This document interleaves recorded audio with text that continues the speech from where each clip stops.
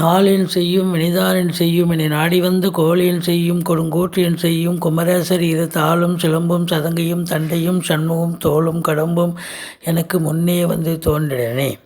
உலகமெங்கும் வாழ்ந்து கொண்டிருக்கும் ஸ்ரீ குபேரன் டிவி நேயர்களுக்கு சைதை ராஜாவின் அன்பான வணக்கங்கள். நாம் இப்பொழுது இந்த எபிசோடில் வார ராசி பலன்கள் ஆகஸ்ட் 28 முதல் செப்டம்பர் 3 வரைக்கும் உள்ளடக்கிய நாட்களுக்கு கிரகங்கள் எப்பேற்பட்ட பலன்களை வழங்கப் போகிறது என்பதை ஒவ்வொரு ராசியாக பார்க்கலாம் வாங்க. மகர ராசி காலபுருஷனுக்கு 10வது ராசி. இந்த வார கிரகங்கள் இந்த மகர ராசிக்கு எப்பேற்பட்ட பலனை வழங்கப் போகிறது. மகர ராசியை பொறுத்தவரையிலையும் 7.5 சனி போயிட்டுருக்கு. அதுலேயும் குறிப்பாக இந்த காலகட்டங்களில் சனி பகவான் வக்ரகதியில் இருக்கார். 7.5 சனி நடக்கும்பொழுது அவர் வக்ரமாக இருந்தால் என்ன, இல்லைன்னா என்ன, எல்லாம் ஒன்று தான். ஸோ சனி பகவானுக்கு பிரீத்தி பண்ணுங்கள். சங்கடம் தீர்க்கும் சனி பகவானை மங்களம் பொங்க மனமை தழுவா சச்சரவின்றி சனீஸ்வர தேவேச்சகம் வாழ்க இன்னருள் தாத்தா. இந்த ஸ்லோகத்தை சொல்லி வாருங்கள். கொடுக்கல் வாங்கல் வச்சுக்க வேண்டாம். ரொம்ப எச்சரிக்கையாக வேலை பார்க்கணும். மற்றபடி மற்ற கிரகங்களுடைய சஞ்சார நிலை மிக சிறப்பாக இருக்கிறது. குரு பகவான் 4ஆம் இடத்தில் இருந்து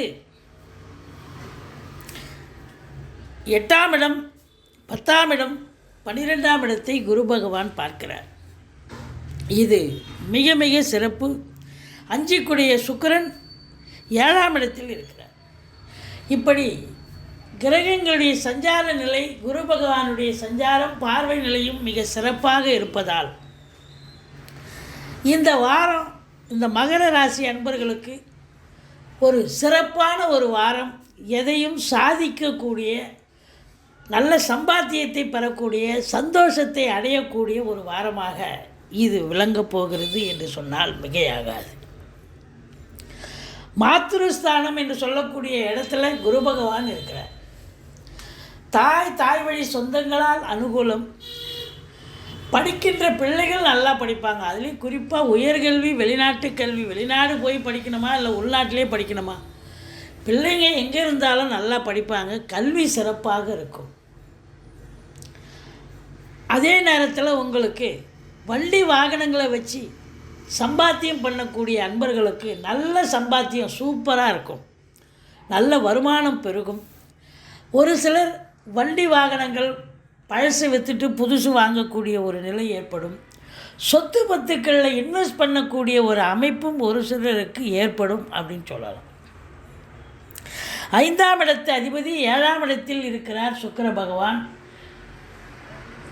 ஆண்களாக இருந்தாலும் சரி, பெண்களாக இருந்தாலும் சரி, இள வயதுடையவர்கள், காதல் வயப்பட்டவர்கள் அதை லவ் கம் அரேஞ்ச் மேரேஜாக மாற்றுவதற்காக முயற்சிப்பார்கள் அப்படின்னு சொல்லலாம்.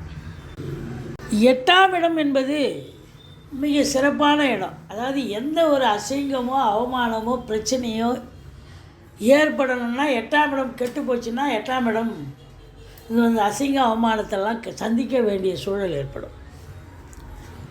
ஆனால் இப்போ 8ஆம் இடத்தை குரு பார்க்கிறார். 8ஆம் இடத்து அதிபதி சூரியன் ஆட்சி பெற்று போனார். அப்போ 8ஆம் இடத்தை குரு பார்க்கிறார் அப்படின்னும்போது ஓரளவுக்கு நல்லாவே போகும். திடீர் அதிர்ஷ்ட வாய்ப்புகள் கூடி வரும் அப்படின்னு சொல்லலாம். இந்த 8ஆம் இடம் சிறப்பாக இருக்குதுன்னு சொன்னால் இந்த வழக்கறிஞர்கள், டாக்டர்கள், இந்த பிரச்சனையான தொழில் பண்ணுறாங்க பார்த்திங்களா, போலீஸ் துறையில் வேலை பார்க்குறவங்க, இவங்களுக்கெல்லாம் ரொம்ப சிறப்பாக இருக்கும்.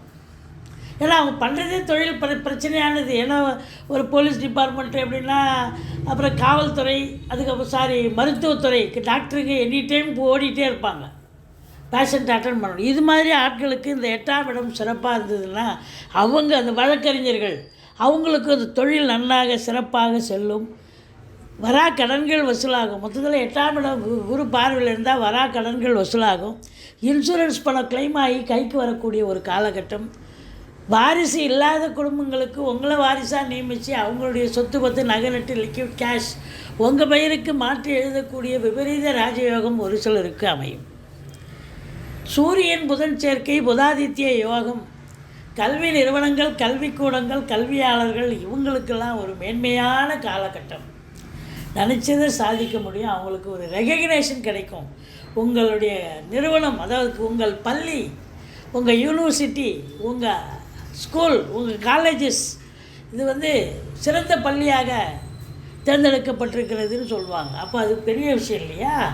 இல்லை உங்கள் இப்போ ஸ்கூலில், காலேஜில், பள்ளியில் வேலை பார்க்குற ஆசிரியருக்கு நல்ல ஆசிரியர் விருது கிடைக்கும் அப்படின்னு சொல்லலாம்.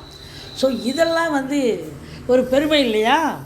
அப்போ 8ஆம் இடம் சிறப்பாக இருந்தால் ரொம்ப நல்லா இருக்குது, ஒன்றும் குறை இல்லை. 9ஆம் இடம் அப்படின்னும் பொழுது அங்கே 4ஆம் இடத்து அதிபதி 4க்கும் 11க்கும் உடையவர் 9ல் இருக்கார். குறை ஒன்றும் இல்லை. அசையா சொத்துக்கள் மூலம் நல்ல வருமானம் கிடைக்கும் பாக்கியமான ஒரு காலகட்டம். 10ஆம் இடம் குரு பார்வையில் இருக்கிறது. பட்டங்கள், பதவிகள் தேடி வரக்கூடிய ஒரு காலகட்டம். தொழிலில் மேன்மை, உத்தியோக மேன்மை ஏற்படும். தொழில் பண்ணுறவங்க நம்பி கடன் வாங்கி தொழிலில் போடுங்க, தொழிலை விரிவாக்கம் பண்ணுங்கள், தொழிலை மாற்றி அமைங்க. எதை செஞ்சாலும் உங்களுக்கு தொழில் சூடு பிடிச்சி நல்ல வாடிக்கையாளர்களை கவர்ந்து நல்ல வருமானம் கிடைக்கக்கூடிய ஒரு அமைப்பு இருக்குது.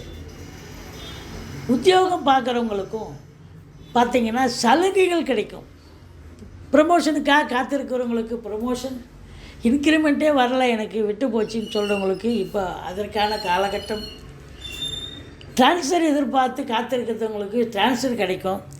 மேலதிகாரி, சக ஊழியர்களுடைய ஆதரவு கிடைக்க போகிறது.